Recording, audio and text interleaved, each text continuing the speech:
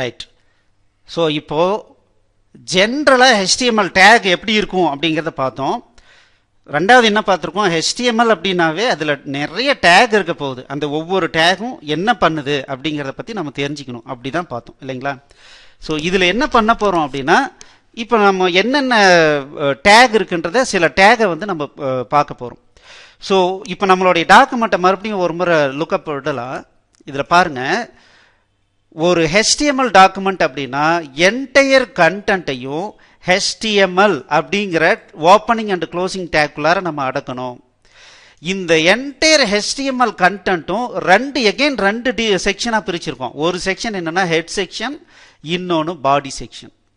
இந்த head section அப்படிங்கிறது முழுக்க முழுக்க ப்ரௌசருக்குண்டான செக்ஷன். ப்ரௌசர் இந்த டாக் டைப் என்னன்னு பார்த்து புரிஞ்சுக்குன்னு பார்த்தோம். அது மாத்திரம் இல்லாமல் இதுக்குள்ளார சில வைட்டல் இன்ஃபர்மேஷன் கொடுப்போம். அது ப்ரௌசருக்கு மட்டும் இல்லை, சர்ச் என்ஜின்ஸுக்கும் அது யூஸ்ஃபுல்லாக இருக்கும். அந்த மாதிரியான டேக் இன்ஃபர்மேஷனை எல்லாம் ஹெட் அப்படின்ற செக்ஷனில் கொடுக்குறோம்.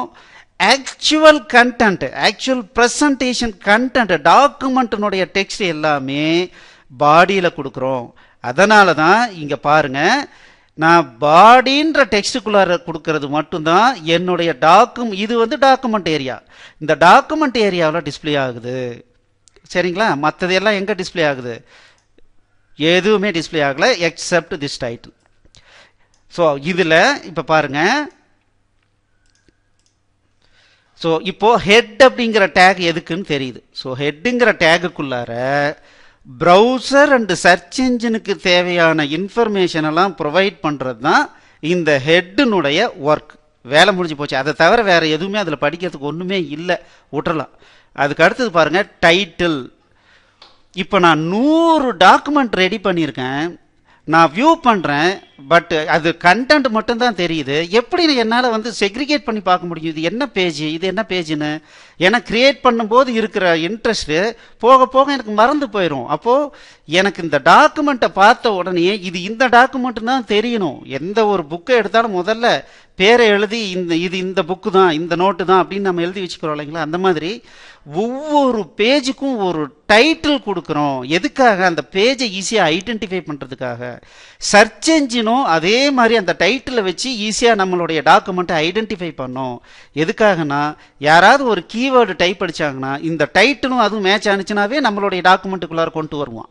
ஸோ அப்போது அந்த டைட்டில் அப்படிங்கிறது என்னன்னா பேஜினுடைய டைட்டில்.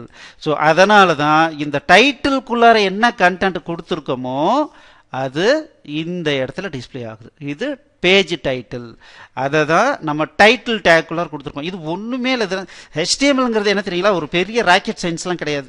சும்மா சாதாரண ஒரு 10வது ஒரு நல்ல மார்க் வாங்கி படித்த ஒரு நல்ல ஸ்டூடெண்ட் பார்த்தீங்கன்னா ரொம்ப ஈஸியாக கற்றுக்கலாம். ஸோ அடுத்தது பாருங்கள், மெட்டா டேட்டா. இந்த பேஜை யார் உருவாக்குனாங்க? அதை பற்றி நம்ம இன்ஃபர்மேஷன் ப்ரொவைட் பண்ணணும்னா ஆத்தர். இந்த பேஜில் எதை பற்றி அதிகம் டிஸ்கஸ் பண்ணியிருக்கோம் அதுதான் கீவேர்ட். ஒரு ஷார்ட் டிஸ்கிரிப்ஷன், அந்த பேஜை பற்றிய ஒரு ஷார்ட் டிஸ்கிரிப்ஷன் கொடுக்கணும் அப்படின்னா அது டிஸ்கிரிப்ஷன். ஸோ இது எல்லாத்தையுமே நம்ம சர்ச் என்ஜின் யூஸ் பண்ணுவார். இப்போ பாருங்களேன், இப்போ நான் இதையே எக்ஸ்பேண்ட் பண்ணுறேன். Meta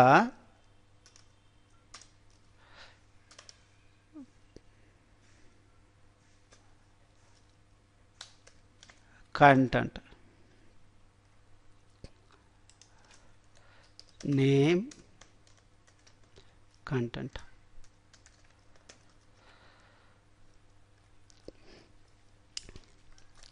Author collectiva. Meta name equals keywords. Content HTML introduction.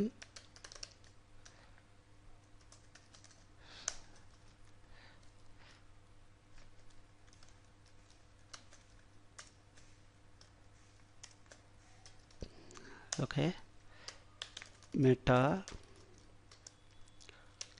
name, description, content. This is hello world, HTML hello world.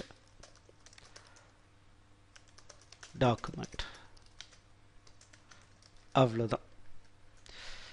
So இப்போ பாருங்கள், நான் இதை ப்ரௌசரை எக்ஸிக்யூட் பண்ணினேன்னா எனக்கு ஒன்றுமே வராது, அதெல்லாம் எனக்கு தெரியாது. ஏன்னா இது ப்ரௌசர்னுடைய இன்ஃபர்மேஷனுக்காகவும் சர்ச் என்ஜின் ஆப்டிமேஷனுக்காகவும் தான் நம்ம கொடுக்குறோம்.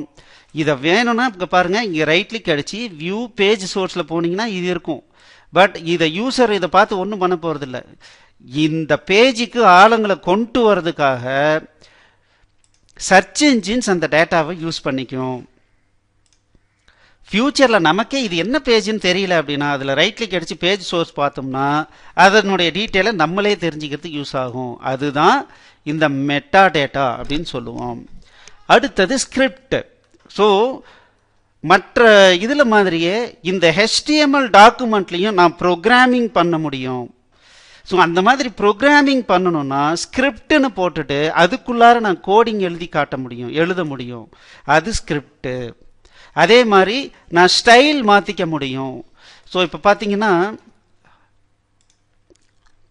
ஒரு சின்னதாக ஒரு வேலை பண்ணுவோம். இப்போ பாருங்கள், இப்போ ஸ்டைல்,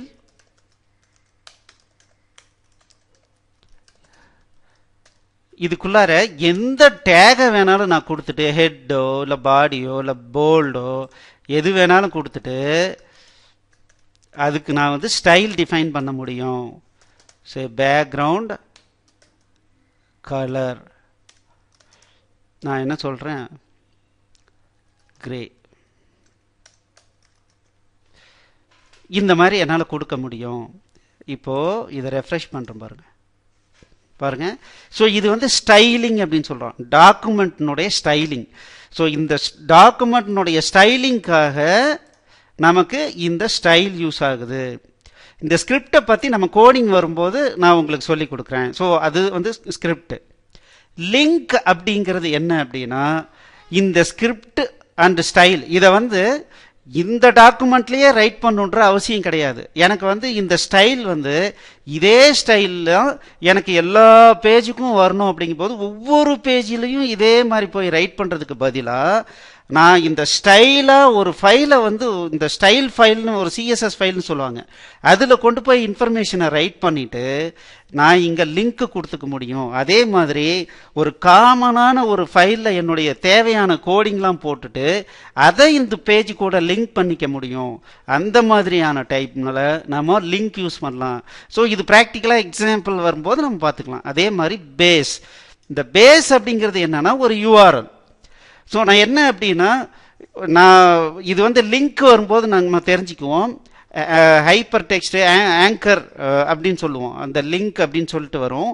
அதில் என்ன பண்ணுவோம்னா நம்ம ஒரு பேஜினுடைய பாத் கொடுப்போம். அந்த பாத் வந்து ரிலேட்டிவ் பாத், அப்சல்யூட் பாத்னு ரெண்டு இருக்கு. ஸோ ரிலேட்டிவ் பாத் கொடுக்கும்போது இந்த பேஸ்ன்றதுல நம்ம என்ன கொடுத்துருக்கோமோ இது கூட அதை அட்டாச் பண்ணி ஒரு ஃபுல் பாத்தா எடுத்துக்கும். இதுவும் தேவைப்பட்டுச்சுன்னா பின்னால நம்ம பார்ப்போம். பட் இதை யாரும் மோஸ்ட்லி யூஸ் பண்றதில்ல. பட் இப்போ உங்களுக்கு ஒரு ஐடியா கிடைச்சிருக்கும். இது எல்லாமே யூசருக்கு தேவையில்லாத ஒரு விஷயம், ஒரு ஃப்ரண்ட் எண்ட்ல டாக்குமெண்ட் படிக்கிறவருக்கு தேவையில்லாத ஒரு விஷயம். ஆனால் இது ப்ரௌசருக்காகவும் சர்ச் என்ஜினுக்காகவும் இது ரொம்ப ரொம்ப இம்பார்ட்டண்ட்டான ஒரு விஷயம். ஸோ அதனால் இது எல்லாமே ஹெட்டில் வருது. சரிங்களா? ஸோ அதனால் இதெல்லாம் ஹெட் எலிமெண்ட்ஸ்னு சொல்கிறோம். சரிங்களா? ஸோ இப்போ இது ஒரு ஐடியா கிடைச்சிருக்கும். இதை பேஸ் பண்ணி சும்மா நீங்கள் ஒரு சின்ன டாக்குமெண்ட் கிரியேட் பண்ணி பாருங்கள். தேங்க்யூ.